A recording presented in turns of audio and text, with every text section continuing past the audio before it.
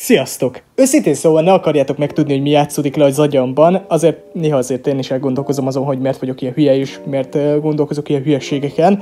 Ugye nyilván, mivel animék körül forog a csatornám, folyton azon agyalok és morfondírozok, hogy milyen tartalmakat lehetne itt csinálni a csatornámra. Aztán így felmerült bennem, hogy egyébként én tökre szeretem a romantikus alkotásokat, bár már azért vannak olyan alkotások, amik nem feltétlenül jók, és hát ebben az évben nem igazán mondanám azt, hogy hasonló tendenciával kecsegtetni fog minket az anime ipar, ugyanis bár jönni fog egy-kettő érdekesebb darab, de egyelőre nem igazán hype-olnám fel magam, inkább leszek egy picit szkeptikus, mint sem, hogy felhype-oljam magam, és akkor megint csalódjak, mint az esetek többségében. Ugye, amikor gondolkoztam azon, hogy egyébként én tökre szeretem a romantikus animéket, és tökre szeretnék róla a videót készíteni, rájöttem, hogy amúgy már van egy, csak az már nagyon régi és igazából elavult videó, de ezen felül egyébként tökre szeretek ezekről beszélni, és nagyjából elmondani róluk a véleményemet. Aztán, ahogy így tovább mentek az agytekervényeim, és haladott a gondolatmenetem továbbiakban,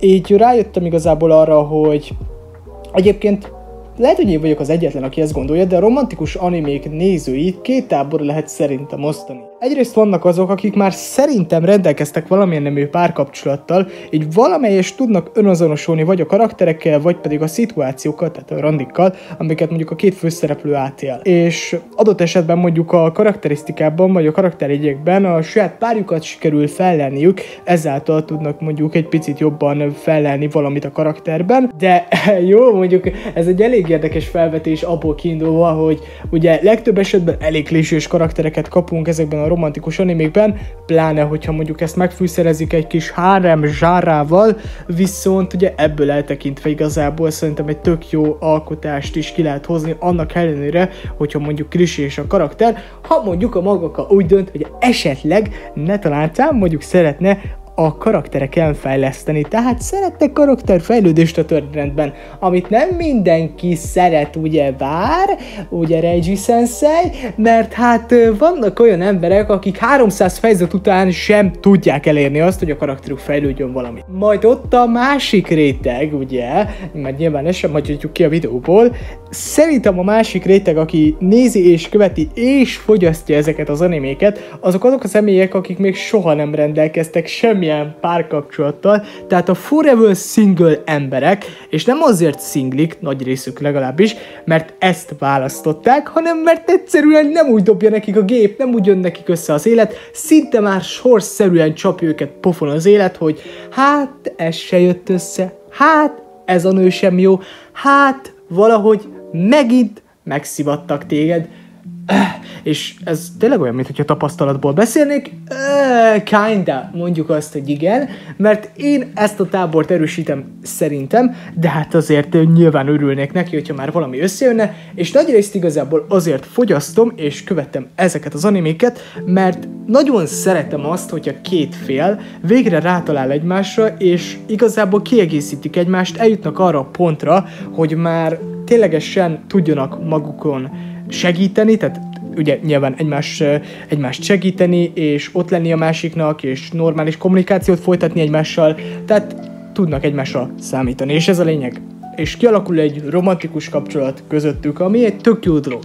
Így felmerült bennem, hogy wow, mi lenne, hogyha csinálnék egy olyan videót, amit csak is nekünk, szingliknek ajánlanék, és olyan animéket szednék nektek össze, amik tök jók ilyen szempontból, hogy egy picit azért felmelegítik az ember szívét, egy picit azért sokkal többet ad annál, mint a legtöbb ilyen romantikus alkotás, és ezáltal igazából ha megjön kedvetek egy-két ilyen alkotásba belenézni. Szóval összeszedtem nektek néhány animét, és most ezeket fogjuk megnézni és megtekinteni. Jó szórakozást! Az első ilyen alkotásunk, az első ilyen animénk a Boku no Kokoro no Yabaiyatsu, aminek nem tudom még mai napig, hogy tudom kimondani ilyen jól a címét, de nagyon büszke vagyok magamra is. Szeretném, hogyha lenne egy-két taps-emoji ott a komment szekcióban.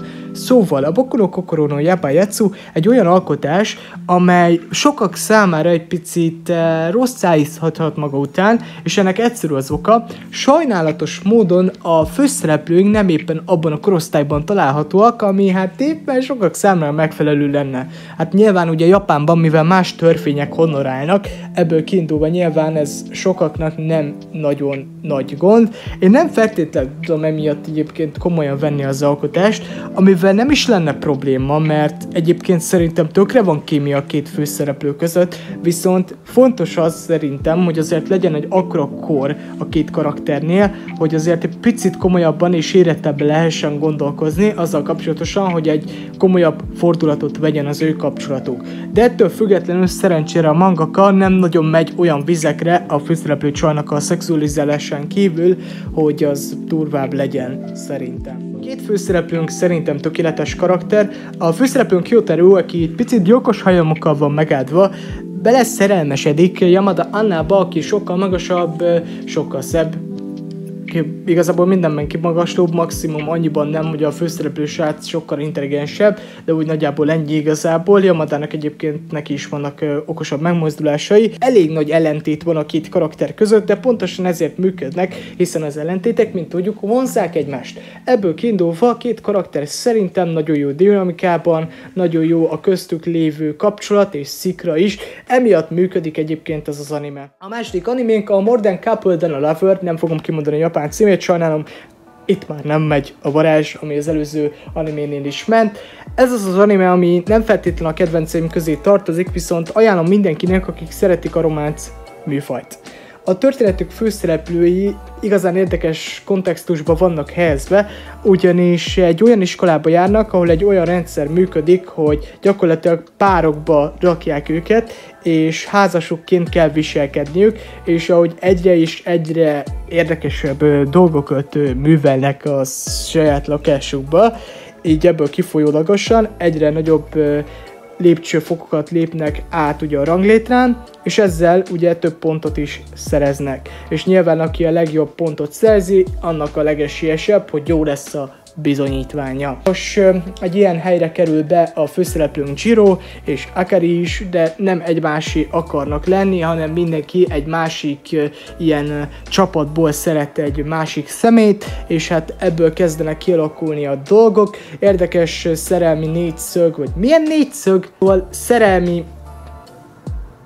kapcsolatok vannak közöttük, és igazából ami szerintem egyébként jó volt ebben az animében, és ami nekem felettébb tetszett, hogy Akari és Jiro között nagyon jó a szikra. Tehát van tényleg dinamika és kapcsolat közöttük, nagyon szépen fel van vezetve, mind a két karakter egyébként fejlődik az idő során, tehát van azért karakterfejlődés.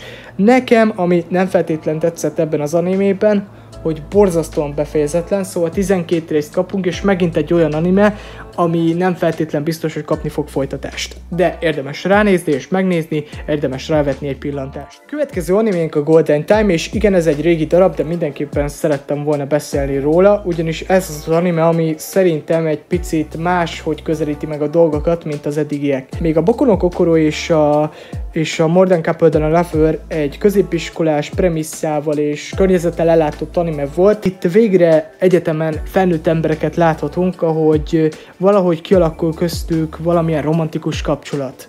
Ugye ebben a történetben Barryt ismerhetjük meg, aki elveszíti a történet elején igazából az emlékeit a régi életéről, így az új életét kell élnie, és ezáltal a másik embereket, tehát a múltjában lévő személyeket is elfelejtette. De találkozik Kókóval, egy olyan lánnyal, aki érdekes személyiséggel van megáldva, egy picit túlbuzgó, de szerethető egyébként. Szerintem mindenki egy ilyen lányra vágyna, mint ő, és az ő személyisége sokak számára nyilván kiborítható, hogy ennyire akaszkodó, ennyire szereti azt, aki mellette van. Nem tudom ki ez a hülye, de gratulálok neki. És Barry és Kókó közötti kapcsolat szerintem tökéletes. Tetszik az érettség, tetszik az, hogy végre egy felnőttesebb és sokkal érettebb korosztályt próbálnak megcélozni ezzel az animével, de természetesen a fiatalabbak is érteni és szeretni fogják ezt a művet. Sok olyan témát is feldolgoz, amit inkább a felnőttek világában lehet megismerni, vagy mindenképpen nyilvánvalóan átélni, és emiatt is tetszett nekem a Golden Time, érdemes erre is rávetni egy pillantást. Végül az utolsó animénk a Tsuki ga Kirei, és most ezzel egyébként elég szépen meghazudtoltam magamat, hiszen a Boku no Kokoro no Yabayatsuhoz képest itt is fiatalabb főszereplőink vannak. Itt mondhatni egy prűdebb animét kapunk, tehát itt nem nagyon vannak olyan nagyobb romantikus jelenetek, van egy-kettő nyilvánvalóan, de nem mennek túl rajta. Ez igazából egy alsó középiskolás románcot próbál bemutatni, bár lehet, hogy már középiskolások voltak, őszintén már nem emlékszem, szóval egy fiatalabb romantikus kapcsolat kibontakozását próbálja bemutatni ez a mű. Ez egyébként egy originál alkotás, tehát nem is light novel és nem is manga alapján készült, és ezáltal igazából szerintem az egyik legkiemelkedőbb ilyen alkotás volt. Vannak jó originál animék, de többségében mindig ilyen középkategória. Ez azért bőven felülmúlja a középkategóriás animéket szerintem. Látványvilágban hát nem a legszebb, főleg amikor CGI-okat használnak a háttereknek a megvalósításához, és a karaktereknél is sokszor láttam ilyesmit. A karakterdizájnok szerintem tök jók, a karakterek egyébként nem voltak rosszak, nem maradandóak, de szerintem tökre kedvelhetőek és szerethetőek, és talán emiatt is egyébként érdemes rávetni egy pillantást erre az animére. Szóval írjátok le a komment szekcióban, hogy mit gondoltok ezekről a romantikus alkotásokról, illetve azt is lebigyezhetitek, hogy mi az az anime, amit kihagytam, mi az az anime, amiről szívesen hallottátok volna, hogy megemlítem, vagy beszélek róla. Nyilván ezeket is írjátok le a komment szekcióban, és azt is írjátok le, hogy esetleg ezekből az animékből, amiket ajánlottam nektek, láttátok-e már az összeset, vagy még egyiket se. Remélem, hogy lesz egy-kettő, amit így tudtam nektek ajánlani, és esetleg még nem láttátok őket. Érdemes rájuk vetni egy pillantást mindenképpen. Szóval ez volt a 2024-es év első videója. Nagyon szépen köszönöm az előző évet nektek, és hát törünk előre ebben az évben is. Sokkal több videót tervezek erre az évre, és nagyon-nagyon sok tervem van. Úgyhogy meglátjuk, hogy ezekből mi fog kiviteleződni, de nyilván ez majd a jövő zenéje. Több élőadást is tervezek, és több shorts videót is tervezek, úgyhogy majd meglátjuk, hogy mi lesz, és majd érkezni fog a kérdezfelek videó is hamarosan, ezt megígérem. Szóval nagyon szépen köszönöm a figyelmet, és nagyon szépen köszönöm, hogy itt voltatok velem. Ha szeretnétek, akkor kövessetek be az Instagram oldalamon, ott van lent a leírásban és a komment szekcióban is, szintúgy egyébként a Discord szerver is, gyertek oda is, és beszélgessünk bármilyen témáról, amiről csak szeretnétek, és találkozunk legközelebb. Én Derek voltam, sziasztok!